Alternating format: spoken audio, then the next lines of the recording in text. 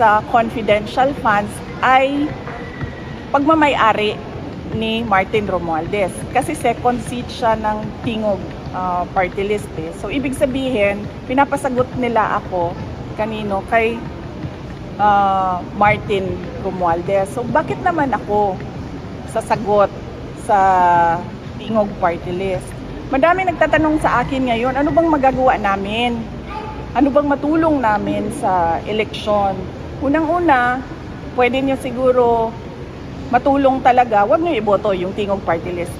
Kasi ang boto para sa Tingog Party List ay boto para kay Martin Romualdez. Isipin nyo, 3 na yung seats niya sa House of Representatives. Yung distrito niya sa Tacloban, yung 2 upuan niya sa Tingog Party List. Yung upuan ng asawa niya, yung seat ng asawa niya, yung seat ni Asidre. So, hindi dahil hindi ko masagot yung mga tanong nila sa confidential funds. Ayaw kong sumagot sa mga pagmamay-ari ni Martin Romualdez. Ang ginawa kasi nila, kasi distrito lang si Martin Romualdez sa Tacloban, 'di ba? So, wala siyang personality na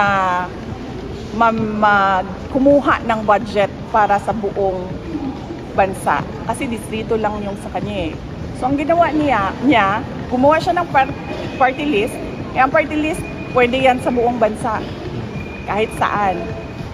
Doon pumapasok yung pondo, yung pera sa party list niya. Ano ang pwede nating sabihin na mag-substantiate niyan?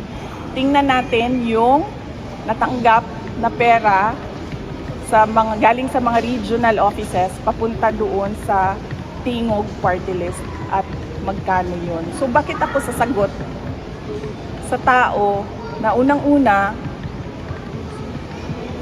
todo ang paninira niya sa akin, todo ang gastos niya sa paninira sa akin. Pangalawa, ganyan siya kasakim sa pera at sa power. 3 yung upuan niya, 3 yung seats niya sa House of Representatives.